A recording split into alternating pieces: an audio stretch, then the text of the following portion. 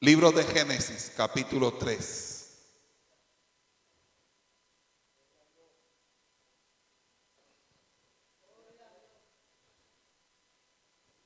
Libro de Génesis, capítulo 3, versículo 21.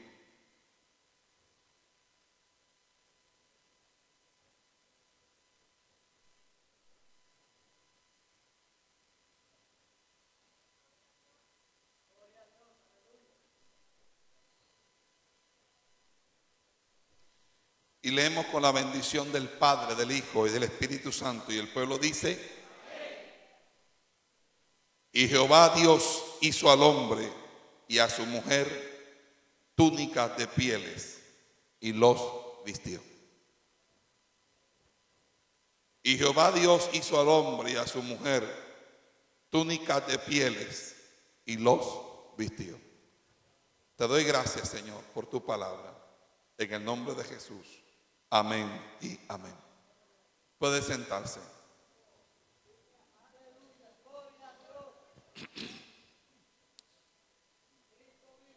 Pertenezco a una organización llamada Federación Nacional de Iglesias Evangélicas de Sana Doctrina, que promueve la defensa de la senda antigua. No promovemos extremismos, tampoco somos legalistas. Simplemente no podemos callar frente al pecado, la apostasía, el engaño y la maldad. Hay algunos que están abrazando el mundo y hay ministros que están permitiendo la entrada al libertinaje, que han perdido la visión, que han desviado el camino. Su corazón ha cedido frente a la tentación del enemigo. Han cambiado la gloria del Dios incorruptible por la imagen idolátrica de los billetes que reciben como pago de las mentiras con las que engañan al pueblo. Se han convertido en vendedores de una liviandad, de una aparente prosperidad, mientras la iglesia se introduce en la mistura y en la apostasía. Dicen que son de Dios, dicen que son pentecostales, pero ya el Espíritu Santo se ha contristado. Lo tienen amordazado. La palabra se encuentra secuestrada por la avaricia y el amor al dinero, por la necesidad compulsiva de mantener un estilo de vida ostentoso. Están condenando a un pueblo a la desgracia. La Biblia dice en Isaías capítulo 35, verso 8: y habrá allí calzada y camino, y será llamado camino de santidad. No pasará inmundo por él, sino que él mismo estará con ellos. El que anduviera en este camino, por muy torpe que fuere, no se extraviará. Si hay un camino,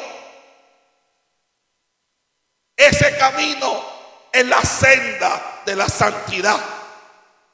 En el mismo libro del profeta Isaías, en el capítulo 18, verso 15: porque mi pueblo se ha olvidado, incensando a lo que es vanidad, y ha tropezado en sus caminos, en las sendas antiguas, para que camine por sendas y no por camino transitado.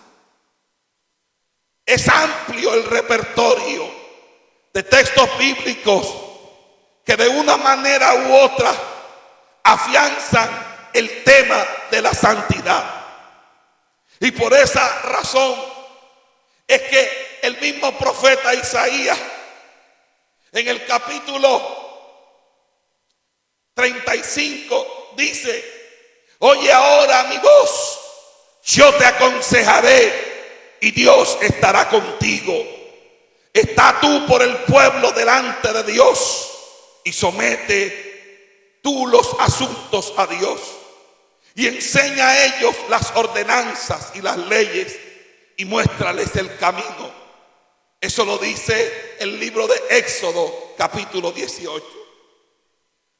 El Salmo capítulo 50, Dios es el que me ciñe de poder y quien hace perfecto mi camino, quien hace mis pies como de siervas y me hace estar firme sobre mis alturas, quien adiestra mis manos para la batalla y me hace entesar el arco de bronce.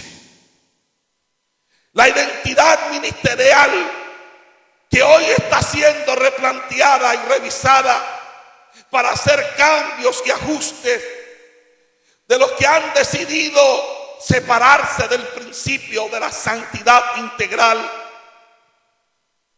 es precisamente el retiro que se han hecho, el distanciamiento que se ha venido articulando para agradar, para tener empatía, para ser más simpáticos.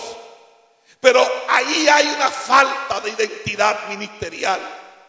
Ahí hay una fisura de carácter que se evidencia por la necesidad compulsiva de estar de acuerdo con los demás y no estar de acuerdo con Dios. Por esa razón, cuando hablamos de santidad, tenemos que referirnos principalmente al término que da origen a la expresión en el Antiguo Testamento.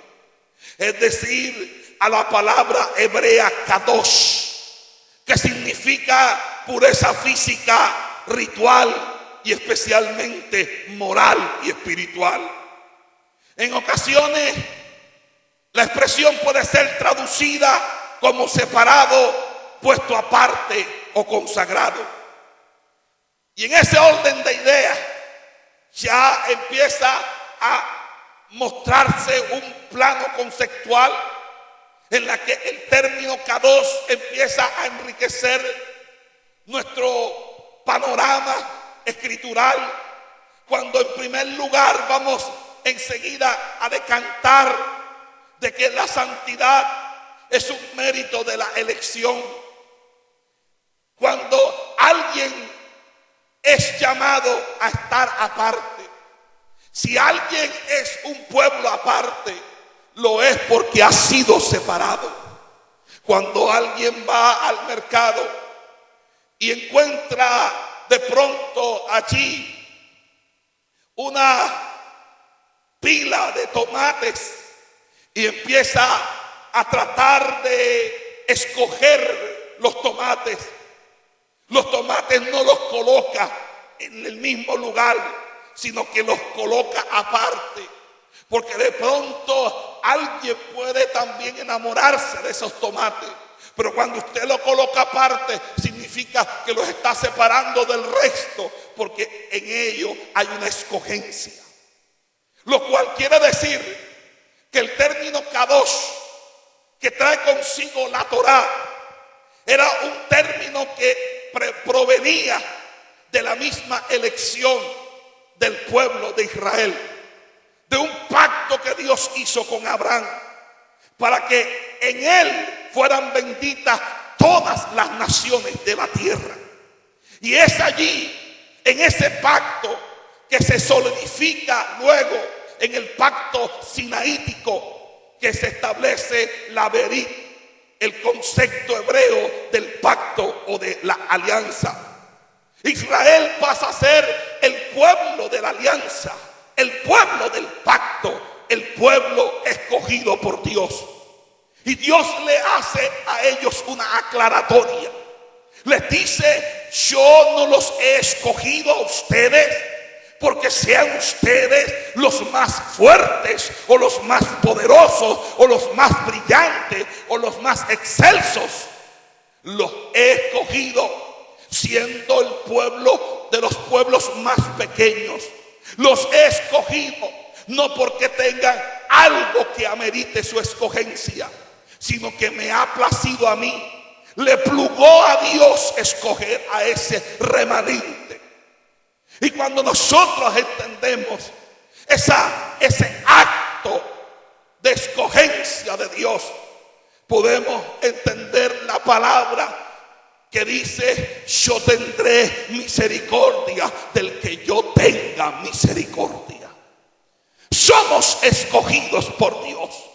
Lo fuimos y pertenecemos ahora a un Israel espiritual. Y a pesar de estar en este mundo, no pertenecemos a este mundo. A pesar de transitar en las mismas calles polvorientas con las que topamos día a día con nuestros conciudadanos, vecinos y personal de la sociedad que nos rodea, en nosotros debe marcarse una distinción. En nosotros debe marcarse algo, porque alguien habita en nosotros, alguien que el mundo no conoce, alguien que el mundo ignora, que vive en nosotros cada día a través de su palabra, a través de su misericordia que se renueva día a día. En este orden de ideas estamos estableciendo la relación del concepto de santidad con el concepto de elección de Dios. Usted ha sido escogido por Dios y esa escogencia lo diferencia, y así podemos entender a qué deviene nuestro papel de siervos y esclavos de Dios. Habían dos maneras de ser esclavo en la antigüedad. Se podía ser esclavo por una deuda, se podía ser esclavo porque era parte del botín de una guerra, pero todo ello era como consecuencia de un carácter obligatorio en esa esclavitud. Pero llegaba un tiempo establecido dentro de la ley de Jehová, en esta Torá, 613 mandamientos, 365 prohibiciones y 248 preceptos, divididos en 18 secciones, donde se establece indiscutiblemente el jubileo como libertad y periodo de gracia. En ese periodo de gracia, un hombre podía recuperar su libertad. La tierra volvía nuevamente a sus antiguos dueños y propietarios. Y en ese había entonces una cláusula que decía: si alguien pidiera su libertad, se le debe conceder, porque era el derecho del jubileo. Pero algún esclavo podía decir: yo quiero seguir siendo tu esclavo. Y ya no sería un esclavo por obligación o por derecho, sino que sería un esclavo por amor. Y Dios hoy quiere que nosotros seamos esclavos por amor, no por lo que Él hizo en la cruz del Calvario, no porque Él sana nuestras dolencias, no por lo que Él tiene para nosotros o lo que Él puede ofertar a nosotros. Dios ajeno está a cualquier transacción con el hombre. Dios no está en una posición de reciprocidad. Dios está mostrando y declarando su poder eterno y su santidad y justicia, diciendo: ámame por lo que yo soy, el Dios todopoderoso, creador del cielo y de la tierra. Yo soy Jehová tu Dios, y fuera de mí no hay Dios.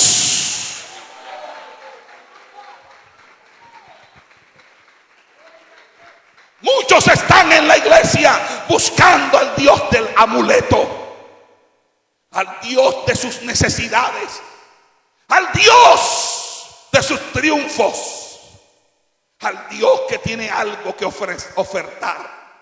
Y no es que Dios no quiera ofertar, su amor es incondicional para con sus hijos, pero ningún padre, ningún esposo querrá que sus hijos y su esposa simplemente le amen porque trae la provisión, porque trae el dinero a casa, la manutención del hogar, o porque compra la bicicleta compra el portátil o compra las cosas que necesita. Yo creo que alguien que se esfuerza día a día para levantar un hogar merece todo el respeto y la dedicación y la devoción de una esposa y también la de sus hijos. Hoy estamos en tiempos donde aflora la ingratitud, y esa ingratitud marca una pauta de cuán grave es la decadencia moral del hombre, y que estamos en tiempos donde se casan y se dan en casamiento, donde usted no está atento a esta palabra, donde usted quizás está aquí sentado, pero su mente está en otro lugar, porque simplemente de labios honra a Jehová, pero su corazón está de lejos. Y uno de los problemas más trascendentales del hombre ha sido que se ha olvidado que Dios, quien tiene para con nosotros un propósito de elección, y que esa elección trasciende más allá de la muerte y trasciende más allá del espacio literal, porque escrito está: voy a la casa de mi Padre a preparar moradas para vosotros, porque donde yo estoy, vosotros también estaréis. Cuando nosotros nos olvidamos la promesa de nuestro gran amor Jesús, cuando nosotros nos olvidamos que lo corruptible se vestirá de incorrupción y que lo mortal se vestirá de inmortalidad, no entendemos entonces que la santidad es en sí esperanza, porque en esperanza hemos sido llamados por un evangelio que tiene el poder para resucitarnos dentro de los muertos, y aún los que estemos vivos seamos transformados en un abrir y cerrar de ojos a la final trompeta, porque los muertos en Cristo resucitarán primero, y luego nosotros, los que hayamos quedado, seremos arrebatados juntamente con Él en las nubes, y así estaremos con el Señor, para la gloria de un evangelio que se predica en santidad, en pureza, porque son estas palabras las que en esta noche yo vengo a predicarte, las palabras que en esta noche vengo a colocar en tu corazón, las que serán las jueces tuyos y de toda tu existencia ante el juicio que va a haber, porque está determinado para los hombres morir una sola vez y después de esto el juicio.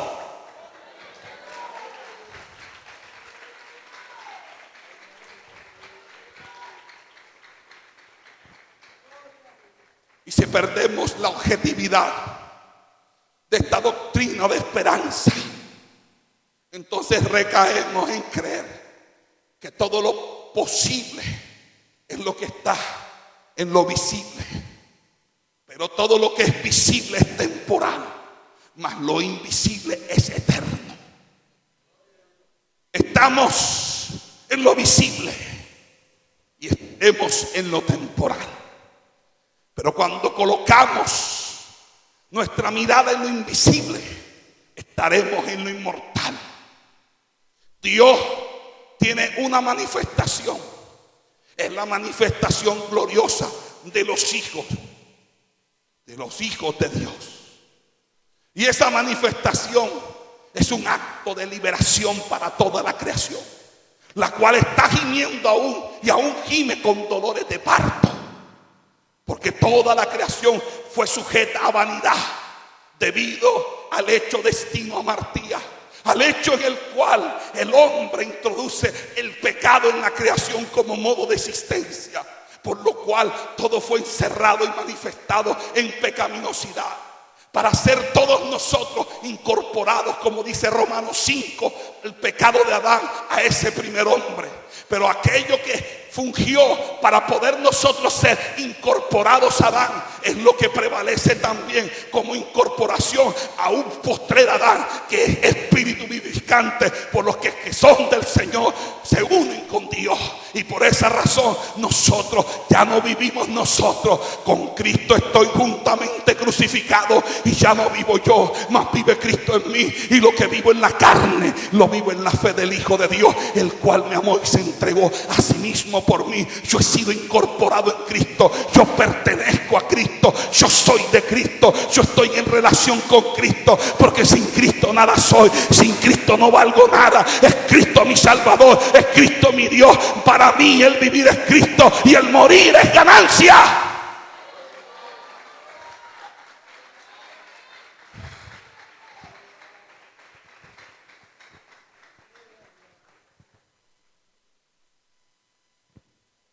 Dios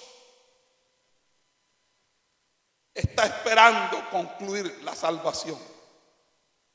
Y el acto final de la salvación es la redención corporal. Vivimos bajo las arras del Espíritu y bajo esa dimensión hemos sido benefactores del Paráclito, el Espíritu que nos ha guiado a toda verdad, el Espíritu que está con nosotros y que ha derramado su amor para con nosotros. Porque el mismo Espíritu da testimonio a nuestro espíritu de que somos hijos de Dios. Pero son arras, un anticipo. Por eso dice, cosas que ojo no vio, ni oído yo, ni han subido a corazón de hombre, son las que Dios tiene preparado para aquellos que le aman.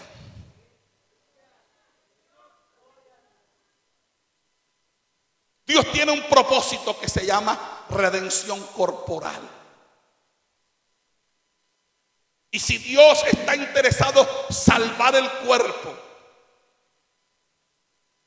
está interesado porque Él creó el cuerpo. Lo que nos conduce a un tema de antropología. Cuando Dios dijo, hagamos al hombre a nuestra imagen y a nuestra semejanza. Génesis 2:7 dice que Él tomó el basal, el cuerpo, formado del polvo de la tierra, Adama.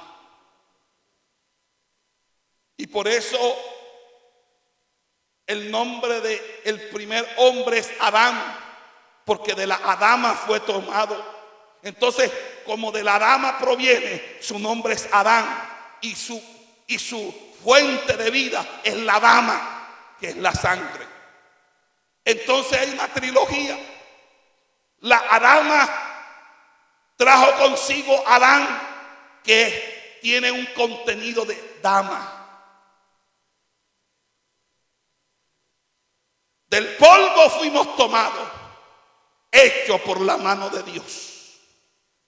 Dios sopló en nosotros aliento de vida y fuimos nosotros un alma viviente. Y dama significa sangre, lo cual quiere decir que la tierra, el hombre y la sangre están conectados intrínsecamente. No solamente por etimología, sino también porque Dios va a establecer que la vida se encuentra en la sangre. Y de allí entonces se va a entender lo que implicaba el sacrificio de sustitución, porque sin derramamiento de sangre no hay remisión de pecado. Pero al ubicarnos en este sentido, vamos a encontrar precisamente que el hombre es un cuerpo físico creado por la mano de Dios.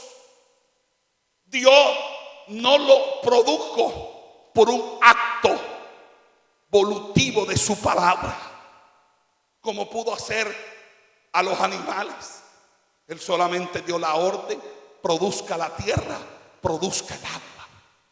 No, lo formó. Tomó sus manos y amasó y formó un cuerpo. Y ese cuerpo era inerte, pero Él le dio vida. Y cuando Él le dio vida, pasó su ruá, su soplo, su espíritu al hombre, porque sopló Dios sobre la nariz del hombre el aliento de vida. Y el aliento de vida hizo que el hombre tuviera una nefesh, un alma. Entonces, vamos comprendiendo desde el punto de vista de la Biblia que el hombre tiene un cuerpo, que el hombre tiene una alma y que el hombre tiene un espíritu. Y Pablo, que entiende esta antropología veterotestamentaria o del Antiguo Testamento, escribiendo en 1 de Tesalonicenses capítulo 5 verso 23, dice: y el mismo Dios de paz os santifique todo vuestro ser, espíritu, alma y cuerpo sean guardados irreprensibles hasta su venida.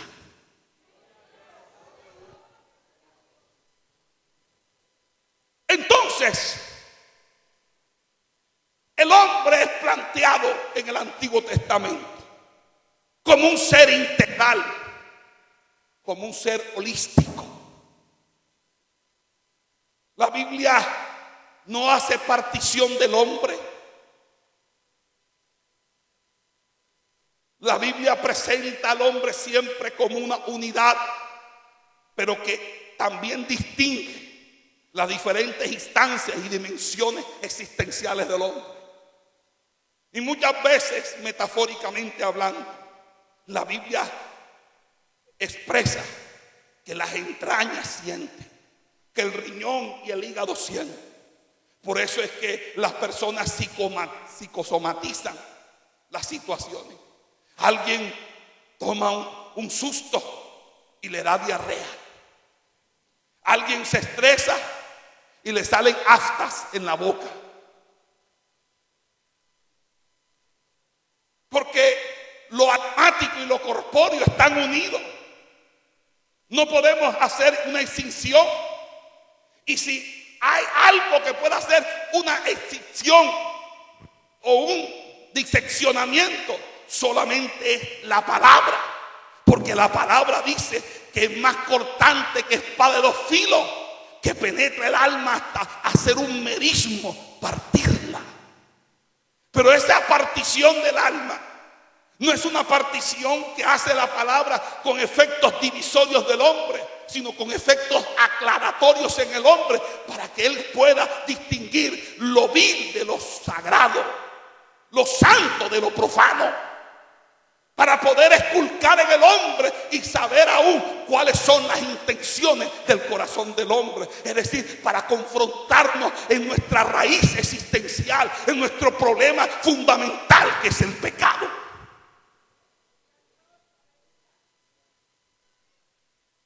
Por esa razón, vamos entendiendo que el objeto de la santidad tiene que ser integral, y debe hacerlo porque si la santidad tiene una correlación con la elección tiene una correlación con la salvación. Dios lo que creó lo quiere salvar, y Dios creó el cuerpo del hombre. Por eso la resurrección, a diferencia de las teorías orientales de las religiones paganas, no es reencarnación. La reencarnación es la transmigración del alma de cuerpos en cuerpos y en cuerpos. Entonces el alma pasa a otro cuerpo y pasa a otro cuerpo. No, la Biblia no entiende eso. La Biblia no acepta ese concepto, no es bíblico. Es totalmente antibíblico. Por eso que el tema de la resurrección no era fácil para digerir en la filosofía griega. Y cuando en Hechos 17, Pablo en el Areópago discute con los estoicos y los filisteos, los estoicos y los epicúreos, se da algo interesante. Y es que cuando él toca el tema de la resurrección, hay enseguida una ruptura del diálogo. Ellos no entendían la resurrección, porque Sócrates y Platón les habían hablado en los diálogos, como el Fedón y el diálogo Cratilo, le habían hablado de que el alma era inmortal y el alma se reencarnaba. Por eso, cuando se habló de resurrección, para ellos era imposible que los cuerpos volvieran a rematerializarse. Porque cuando hay resurrección, se vuelve a tomar el cuerpo.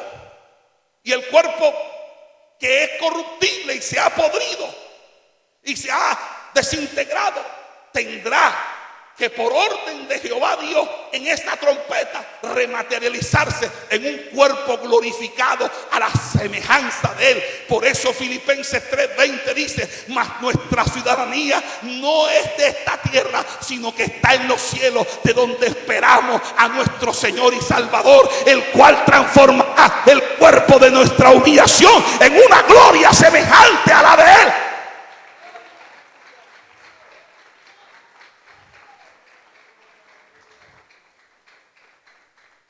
Entonces, gloria sea al Señor, a su nombre y a su nombre. Entonces significa que tu cuerpo va a ser retomado. Yo no puedo entrar aquí a especular de qué manera, de qué forma, si vas a tener los mismos defectos físicos, narizón, caído de pelo, yo no sé. A mí lo que me interesa es estar en las bodas del Cordero. Yo no soy un especulador de la Biblia. Yo hablo lo que la Biblia dice, y lo que la Biblia no dice yo no lo digo. Guardo silencio porque la Biblia no lo dice. Porque Deuteronomio 29:29 dice: las cosas secretas pertenecen a Jehová, mas las reveladas sí son para nosotros. Yo puedo hablar lo que Dios nos ha revelado, pero lo que está en su sola potestad, yo tengo que esperar en el momento en el que yo pueda conocer como fui conocido. Entonces, nos introducimos al pasaje que hemos leído, ya demostrando nuestra primera tesis, que es que si hay una salvación integral que incluye lo corpóreo, entonces significa que lo corpóreo también se debe santificar. Porque todo lo que se salve primero tiene que purificarse. A su nombre. Cuando en la década de los 90 empezó en nuestra ciudad a introducirse estos seminarios y estas instituciones que partían de unos conceptos que claramente podríamos ubicar, que trae consigo un tipo de teología, y que voy a resumir de manera concisa. Gloria sea al Señor, a que no me termine el pastor entregando la llave para que cierre la iglesia.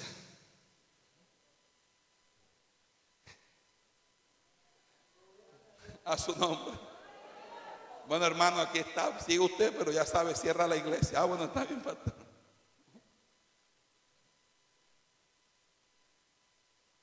Gloria a Dios. A su nombre damos gloria. Mire, siguiendo esta dinámica, vamos a encontrarnos con lo siguiente. El cuerpo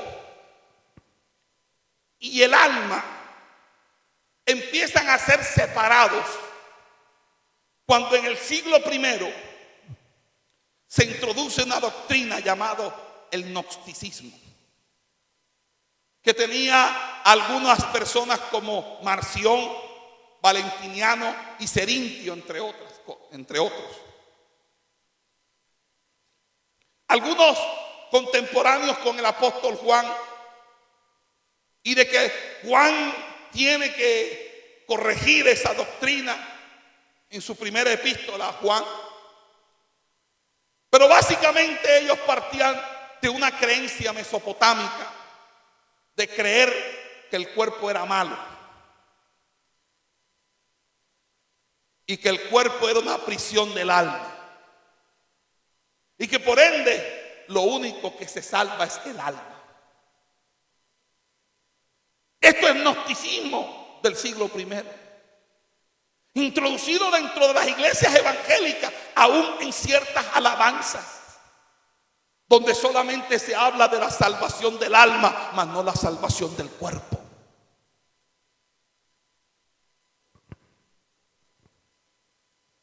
Mi alma volará, mi alma volará. Al son de la trompeta mi alma volará. Y mi cuerpo que pasará, mi cuerpo que pasará. Quisiera hoy dejar mi cuerpo volar para irme con el Señor. No, el Señor se lleva el cuerpo también.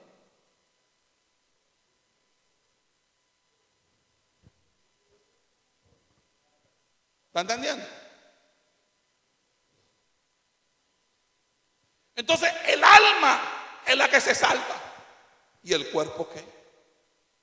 Si usted muere, usted va a un lugar de reposo y tiene que esperar la resurrección del arrebatamiento. Y si usted está vivo y Cristo viene en este instante, pues su cuerpo se transformará. Eso es lo que enseña la Biblia, la palabra de Dios. Pero nos podemos entonces acomodar al discurso católico romano y tratar entonces de mantener en cierta manera la teología del estado intermedio en las mentes de las masas, porque de una manera u otra nos coloca en una postura del facilismo, de no decirle a la gente la verdad. Cristo no tenía esa forma de pensar, por eso le dijo: antes que fue dicho, mas yo os digo. ¿Qué quieren ustedes? ¿Saber la verdad o que reproduzcamos mentiras? Entonces, si Dios está interesado en salvar el cuerpo y por ende estamos bajo la expectativa escatológica de la redención corporal a la luz de Romanos capítulo 8,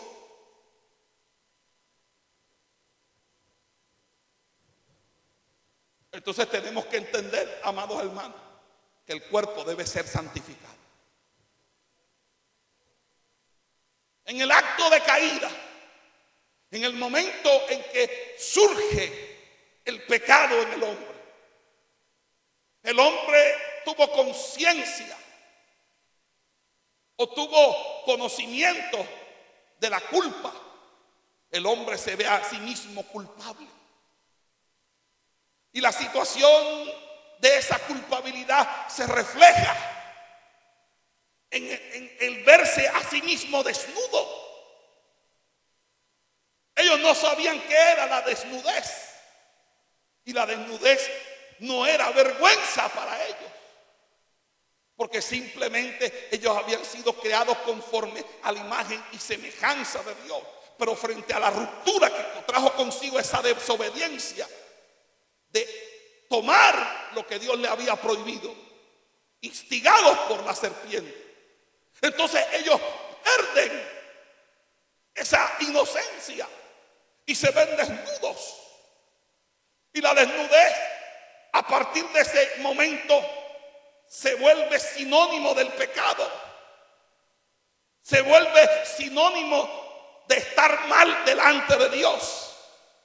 Por eso a la iglesia de la Odisea se le dice: tú estás desnuda. Porque la desnudez, de una manera u otra, hace referencia a la culpabilidad del hombre.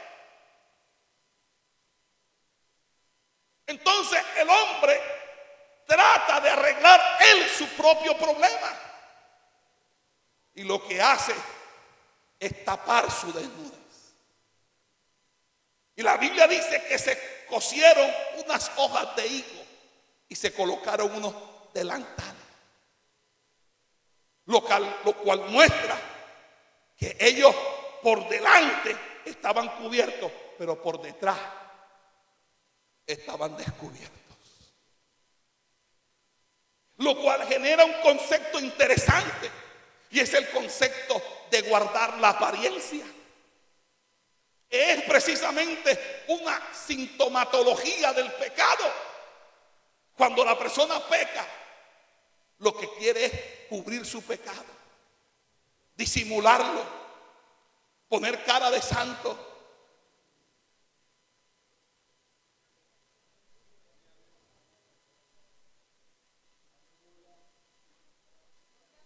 cara de santo.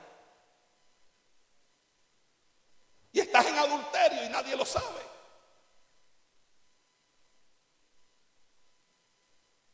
Estás en fornicación y nadie lo sabe. Ya quieres una cosa y tu pecado está allí. Porque el hombre trata de ocultar su pecado. Porque el hombre cree que si los demás hombres no lo ven, él puede lidiar con su culpabilidad. Pero el problema se tradujo en el hecho significativo que Dios lo visitó.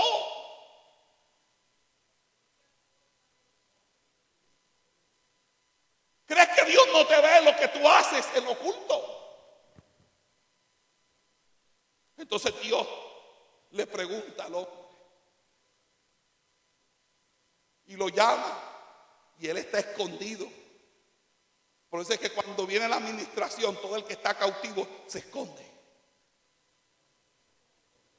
Por eso es que cuando hay una palabra, la gente trata de no escucharla.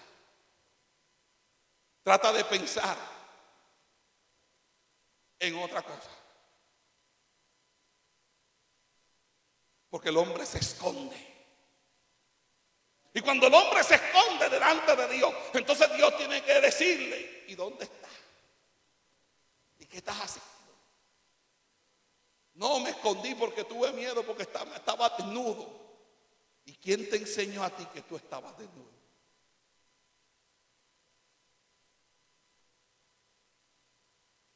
Entonces, el hombre trató de lidiar. Y tú tratas de lidiar haciendo caso omiso a la situación en la que te encuentras, que es una situación de pecaminosidad, de resquebrajamiento de la santidad de Dios, simple y llanamente porque entras a un círculo de religiosidad. Y llega un momento en que el tema central de la santidad corporal no quieres que sea tocado por nadie, porque hace parte de tu libre arbitrio. Pero Dios tiene que preguntar, ¿y quién te enseñó? Entonces Dios tiene que hacer una intervención, porque el hombre no se viste por sí mismo. El hombre tiene que ser vestido por Dios, conforme a lo que Dios ha establecido en su palabra. Porque no estamos para agradar la moda, estamos para agradar a Dios y para que el mensaje nuestro sea realmente consecuente con el mensajero y el mensajero consecuente con el mensaje que se está predicando.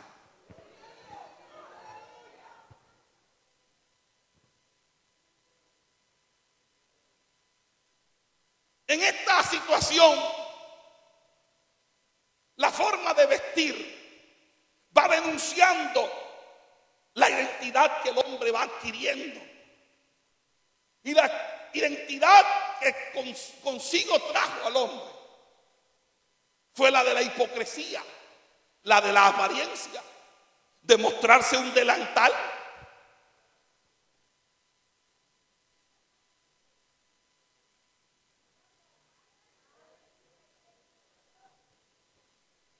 Y Dios se dio cuenta que estaban mal vestidos. Y Dios le quitó ese poco de hojitas de higo.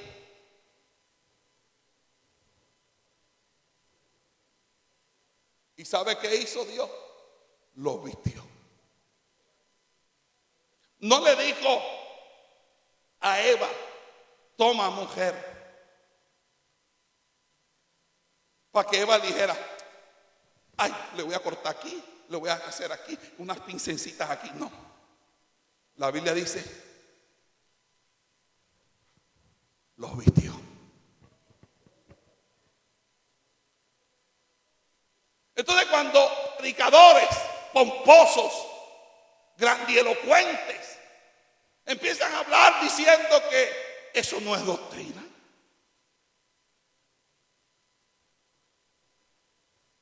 por eso es que estamos tan perdidos. Porque si, ¿quién le enseñó a ese que eso no era doctrina?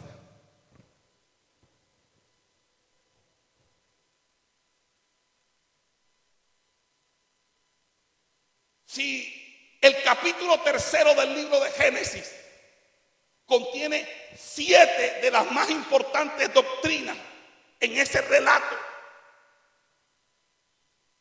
¿cómo se va a colocar en la Biblia ese acto que tiene algo paradójico? Número uno, que solamente Dios hizo 3 cosas con sus manos: el cuerpo del hombre, la ley que le dio a Moisés con su dedo y la ropa que le hizo al hombre. Entonces eso no es importante. Si Dios lo hizo con la mano, con su propia mano. Una sinécdoque. La parte por el todo y el todo por la parte. Para hacer referencia a que fue hecho, que fue una obra de Dios. Y no nos está diciendo que el acto de vestir con la investidura de esas pieles o esas túnicas de pieles no era en sí un acto de sacrificio. Pues si había túnicas de pieles es porque se hubo un sacrificio de unos animales. Lo cual entonces nos va a relacionar que el vestir es una forma de ofrecimiento oblativo o de sacrificio. Por eso la Biblia dice: vestidos del nuevo hombre, revestidos. Y habla siempre del vestir. Y dice que algunos fueron invitados a una boda.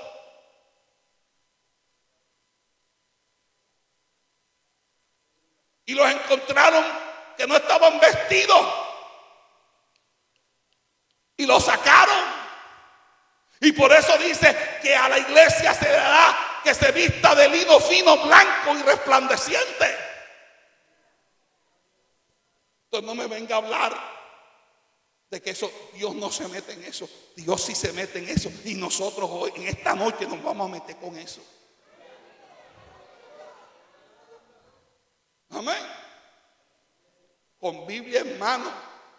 Y llame a todos sus apóstoles, los de enlace y los que no son de enlace. Amén. Porque todo esto trae consigo el entendimiento de una sujeción corporal. Pablo lo va a explicar diciendo: vuestro cuerpo es templo del Espíritu Santo. Y dice: honrad a Dios en vuestros cuerpos que le pertenecen a Dios. Y hay pecados que están fuera del cuerpo y hay pecados que son del cuerpo.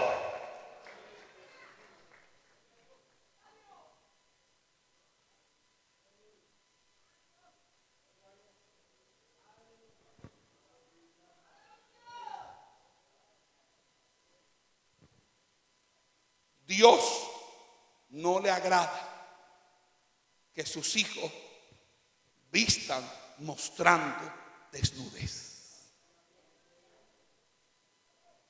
Y desnudez es el asomo de cualquier parte del cuerpo que represente una zona erógena. Si tú muestras tus muslos, eso es desnudez.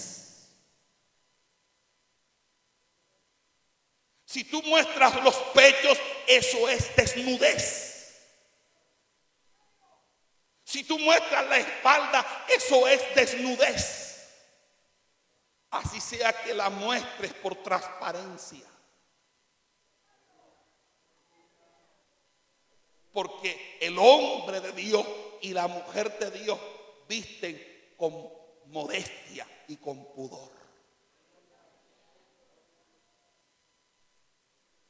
Entonces es allí donde empieza a Dios mostrarnos a través de su palabra.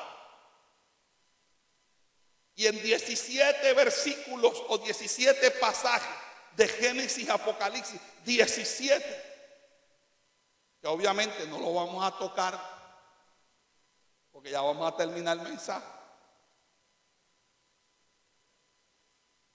ripiamos toda esa teología mundana que nos han introducido desde los 90 para acá. Creer que la santidad es del corazón y que Dios no le importa cómo esté tu cuerpo es pensar que solamente la salvación es del corazón y no hay un tratamiento integral del hombre. Eso es un dualismo, eso es gnosticismo. Eso es creer que hay algo exterior e interior y que los dos son separados. Cuando la Biblia habla que aunque el hombre exterior se va desgastando, este interior se va renovando de día en día. En 2 de Corintios está hablando de otra cosa distinta. Pero la Biblia dice que debemos limpiarlo de adentro para que también lo de afuera se encuentre limpio.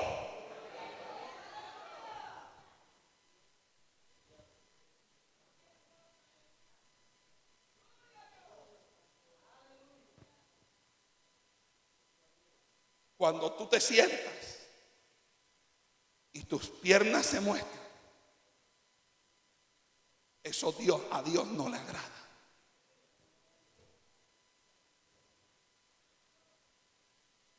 Pero hoy en día, entre más muestras, como que eso te hace más atractivo. El pansensualismo o la venta de la mujer como un objeto sexual es una falta a la dignidad de la misma mujer. Ustedes mujeres no se cansan de que hasta para vender un tornillo tiene que usted salir desnuda. ¿Qué tiene que ver un tornillo con una mujer desnuda? Una llanta de un camión con una mujer desnuda.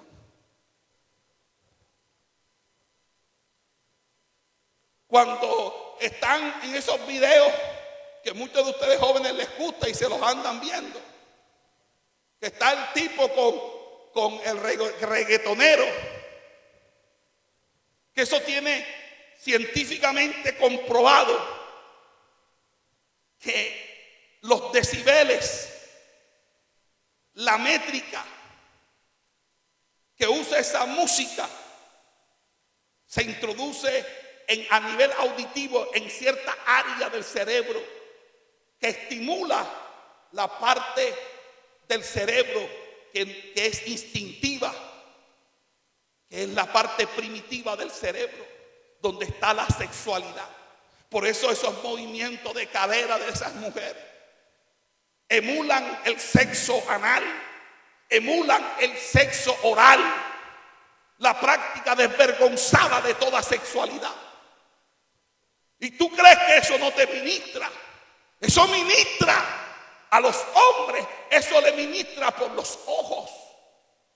Cuando van a consejería, los hombres que han caído en adulterio, las mujeres en adulterio, cuando los jóvenes han caído, que se han vuelto adictos al sexo, a la pornografía, a la masturbación. Todo empieza con unos ojos que se van llenando de adulterio. Con unos ojos que están empezando a ver. Y por eso es que hay un libertinaje tremendo. Tan tremendo es a las niñas de 5, de 6, de 7 años son violadas y aún las viejas de 80 años también las violan.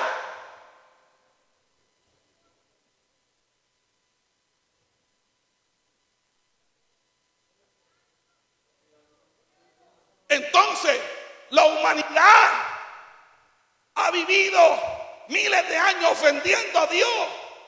Y usted se preocupa porque de pronto un mensaje como este les ofenda a ellos.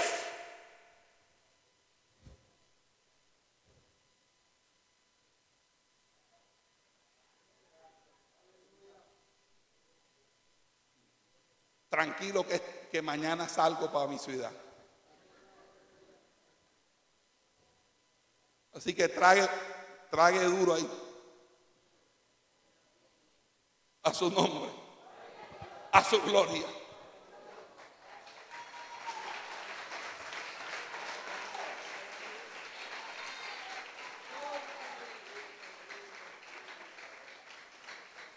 Pablo, escribiendo en Romanos, dice: no reine pues el pecado en vuestro cuerpo mortal, de modo que lo obedezcáis en sus concupiscencias. Santidad del cuerpo, sujeción del cuerpo. Pero yo hago una pregunta. Te la voy a hacer tú, a ti. Tú que conoces la palabra, que eres hijo o hija aquí en la iglesia. Y que tienes problemas ahora y te has rebeldizado y ahora quieres vestir como te da la gana. Yo te hago una pregunta. Si no eres capaz de sujetarte a Dios, porque tienes problemas con centímetros de tela, yo te hago esta pregunta. ¿Qué tal que te hable de la justicia, del sufrimiento, de la abnegación, del alimento sólido? Porque eso es rudimento de la doctrina. Y los niños no se saben vestir. Por eso los mayores somos los que vestimos a los niños. Y hasta que tú no sepas vestir, no sé qué cargo tenga, pero sigue siendo un niño. Porque llega un momento en que el niño aprende a vestirse, que ya no se deja vestir de ti. No, mami, yo me visto. Papi, el pantalón, papi, no. Mijo, el zapato te lo vas a poner al revés. Ah, bueno.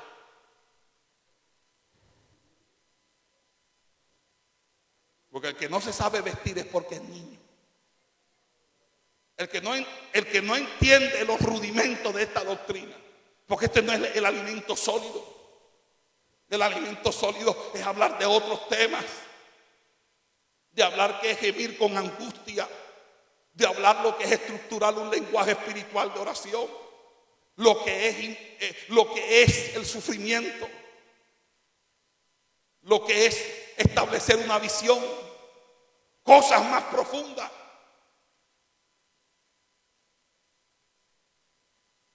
Y algo tan sencillo como una cuarta de tela es difícil.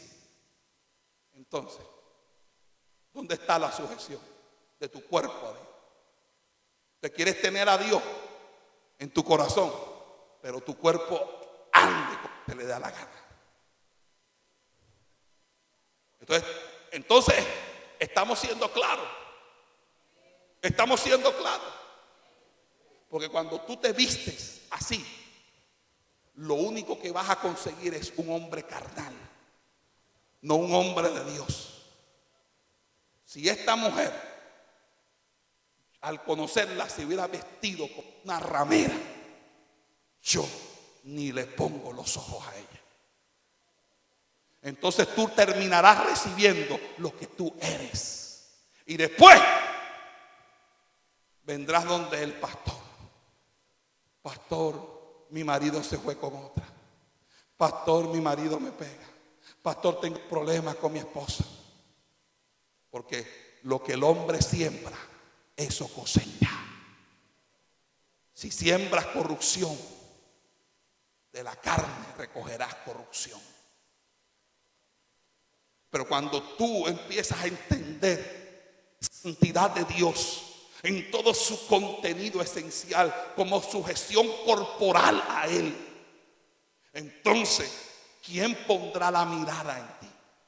¿Y qué hablar de ustedes, varones? Porque el tema de la santidad no es solamente de mujeres. Ustedes que andan con esos cortes de papagayo, con esos pantaloncitos apretaditos que parecen toreros.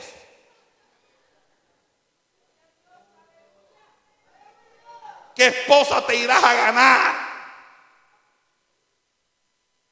¿Qué esposa te vas a tener? Y ahora, allá en República Dominicana, todos los jóvenes, el que no hace eso es porque es cristiano. Y cristiano de verdad. El pantalón por aquí y el calzoncillo por aquí.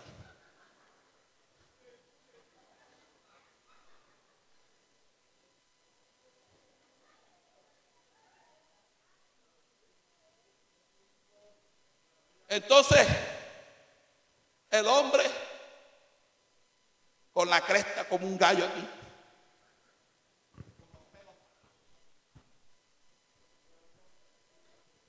crisis de identidad. Crisis de identidad. Los hombres sacándose la ceja. Flor de la batatilla.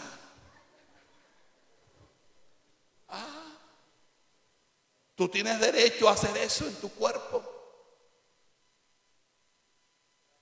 Dice el Salmo que Él va a pedirnos cuenta con lo que hagamos con nuestro cuerpo. Ahora el piercing. Ir a una iglesia donde la líder de jóvenes cuando habla, Pastor Francisco estaba hablando y yo, Dios mío, ¿qué tendrá en la boca? Y como yo soy así tan frentero, le dije, mujer, ¿tú qué es lo que tienes en la boca? Que me habla como si tuviera un pedazo de Zaragoza metido así.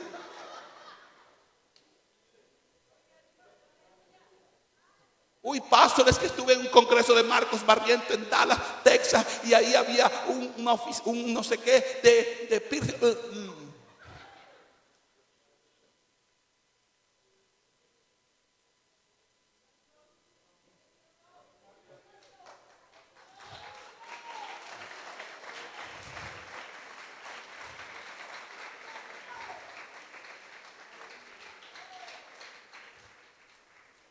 ¿Usted cree que así los jóvenes quieren ser evangelistas? ¿Quieren ser evangelistas? En octubre tengo una campaña en Haití 4 días.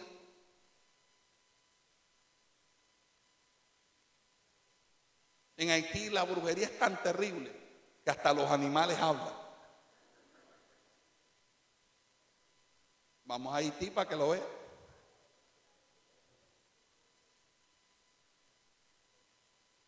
Predicadores que van a Haití, hermano, y se quedan mudos.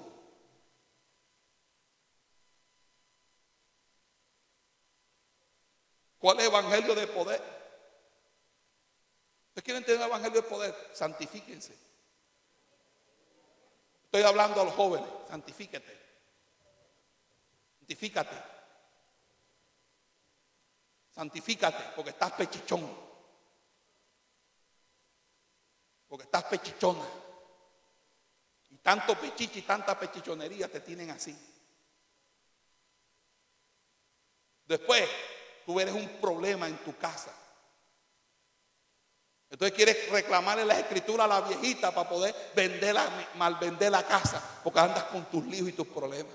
O si no, quieres hacer tu casa en el patio de la abuela.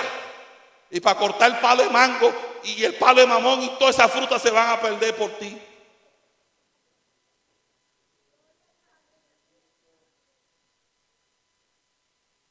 Ustedes no se están dando cuenta que esto está relacionado y que por mucho que el diablo los haya engañado diciendo que esto no tiene nada que ver con la forma de vida que te están estructurando, déjenme decirlo que eso sí tienen algo que ver, porque es una identidad la que están construyendo. Cuando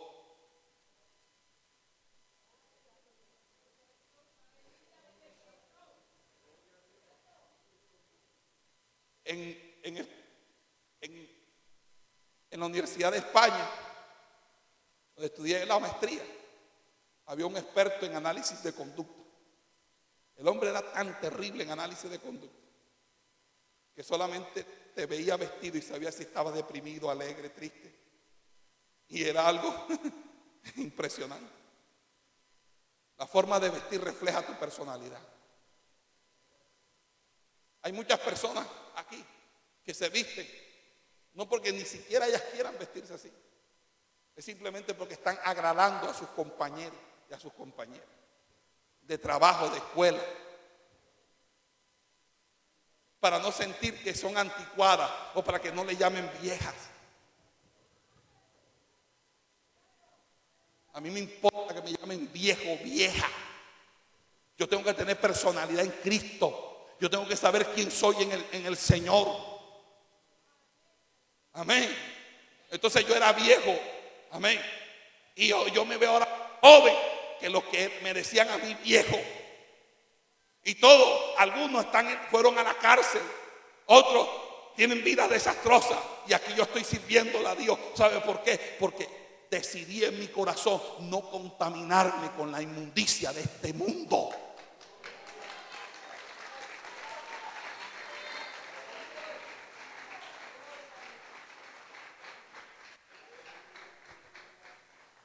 Para terminar, ¿por qué crees tú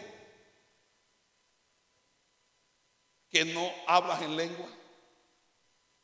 ¿Por qué crees tú que no te levantas en la madrugada a orar con Dios? No tiene nada de relación una cosa con la otra. ¿Y por qué cuando de pronto hay una administración como la de anoche, tú te convulsionas y resulta que estás cautivo? ¿No crees que tiene que ver una cosa con la otra?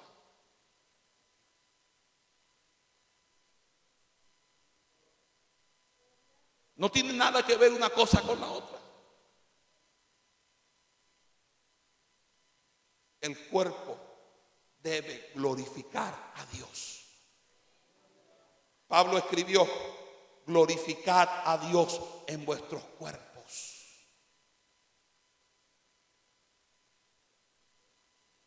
Póngase en pie, por favor.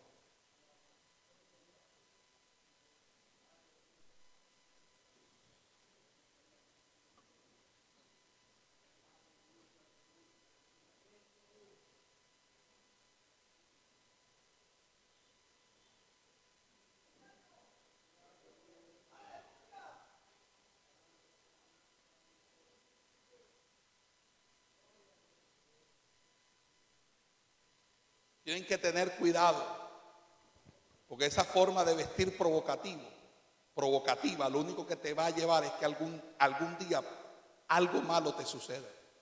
Te falten el respeto. ¿Sabe algo? Una vez nosotros fuimos a una actividad en la playa. Y yo no sé qué había en un pedazo de la carretera, que se estalló la llanta y se espichó. Y nos tuvimos que bajar mientras componían la llanta del bus. Y se bajó toda la iglesia. Y así nos quedamos y había como una especie, una caseta de hombres jugando dominó ahí, tomando cerveza. Y nosotros ahí. Y uno de los que estaban ahí dijo: ¿verdad que ustedes son evangélicos, verdad? Mira, ahí no se ve nada. Y como a los 5 minutos venía un carro, como a 5 o 10 minutos, venía un carro, un bus, también cristiano. Pero se van bajando esas cristianas con sus vestidos de baño, de 2 piezas. Somos de la iglesia apostólica. Y el mismo borracho dijo: evangélico, más evangélico soy yo.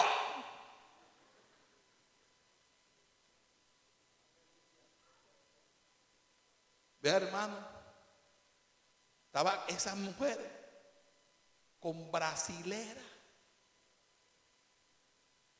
para un bautismo, pero la santidad es en el corazón. Y todas esas iglesias que están así comenzaron poquito a poquito. Por eso es que nosotros, el pastor Faustino, los pastores acá, siempre te están remachacando eso, porque ellos saben cómo son las cosas. Así que escucha y deja la rebeldía, joven. Deja la rebeldía, la desobediencia, y escucha el mensaje de Dios. Porque ellos en algún momento partirán y ustedes serán la próxima generación. Pero levántense como estos hombres de Dios fueron levantados.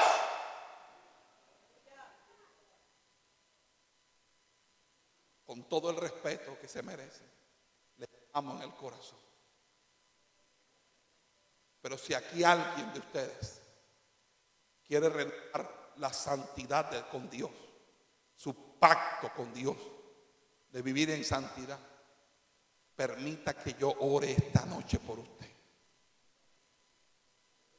No se sienta avergonzado, porque aquí el único que salió avergonzado es Satanás, el diablo. Pero si usted viene aquí, venga a experimentar una revelación de la santidad de Dios en su vida.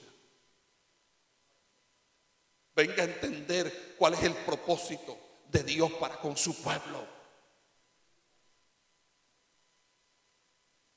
Venga a entender lo que Dios quiere con usted.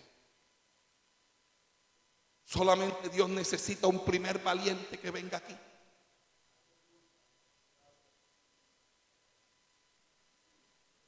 Venga a restaurar su santidad con Dios.